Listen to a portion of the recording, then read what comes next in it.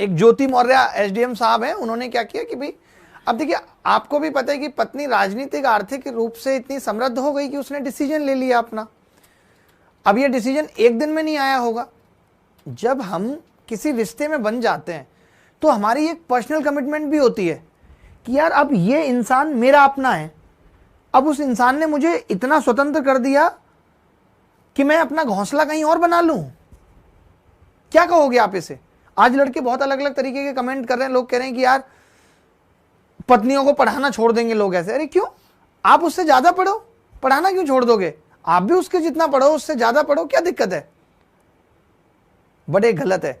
आज सबसे ज्यादा नुकसान इस चीज का ना आपके बच्चों को झेलना पड़ रहा है, आपके माँ बाप को झेलना पड़ रहा है समाज में। हम ये नहीं देखते। आज हम इतने लालची हो गए हैं या इतना अपना हित सोचने लगे हैं कि हमारे हित के आगे सारी चीजें खत्म हो गई हैं। आज हर लड़की या हर लड़का ये कह देता है मेरी भी तो अपनी पर्सनल लाइफ है, लेकिन आपकी वो पर्सनल लाइफ किसने दी आपको? आपके माँ बाप का भी उसमें बहुत बड़ा योगदान रहा, आपके दोस्तों का भी बहुत बड़ा योगदान रहा। सबके योगदान से वो आपका जीवन बनाए, जिस जीवन का आप ये कह के कि यार अरे ये तो मेरी पर्सनल लाइफ है, मैं कुछ भी डिसीजन लूं। अरे इंसान के मन को चंचल कहा गया है, आपका मन तो बार बार बदलेगा। क्या शाहरुख खान पे आज भी मरने वाली लड़कियां नहीं है? लेकिन देखो एक गौरी के साथ उसने पूरा जीवन गौर से गुजार दिया। इसका मतलब आपने प्रेम किया ही नहीं, और जब प्रेम था ही नहीं, जब प्रेम की गुंजाइश नहीं थी, तो आप सामने वाले के साथ रह क्यों रहे थे? अगर आपको इतनी अपनी स्वतंत्रता की चिंता है तो आप शादी क्यों करते हैं? मैं ये कहता हूं कि शादी मत कीजिए। अगर आपको लगता है कि मैं जीवन में अच्छा करके ये डिसीजन को बदलूंगा तो मत करिए शादी, आप इंतजार करिए। तब तो आप घर वालों के दबाव में आ गए। क्यों आ गए? उस वक्त आपकी स्वतंत्रता कहां थी? तब आपने घर वालों को नहीं कहा कि अरे मेरी स्वतंत्रता है, मैं अभी शादी नहीं करूंगी, मुझे लड़का पसंद नहीं है और मैं चाहती हूं कि मैं एक बार एसडीएम बनूंगी और फिर मैं किसी कमांडेंट के साथ जाऊंगी। ये तो आप उस वक्त भी कह सकती थी। अब आप कहेंगे कि उस वक्त मेरे हाथ में चीजें नहीं थी, आज मेरे हाथ में चीजें, आज मैं इतने बड़े ओहदे पे बैठ गई हूं। तो ये आपने आपका ओहदा बोल रहा है, ये गलत डिसीजन है।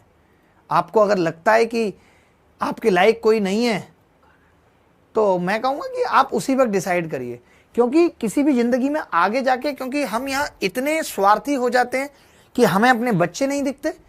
उस बच्चे की क्या गलती थी जो एक माँ बाप का प्यार डिजर्व करता था या एक प्यार डिजर्व करती थी वो लड़की, और आप किसी और की हो गई? जिस उम्र में आपकी बेटी को ऐसे सपने देखने चाहिए थे, आप अपने सपने सजाने लगी। इसीलिए एथिक्स डाला गया आईएएस की प्रिपरेशन में। हमारे नैतिक मूल्य जीरो हो गए।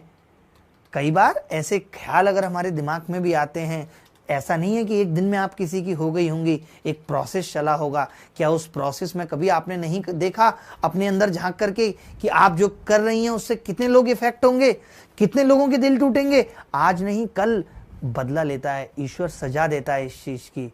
इसीलिए इससे क्या होता है ना, आप ऐसे मत समझिए, मैं उस लड़के को भी कहूंगा जो भी मनीष दुबे या कुछ है, कि तुमने किसी का आत्मसम्मान पे चोट की है, तुमने उस लड़के की आत्मसम्मान को तोड़ा है।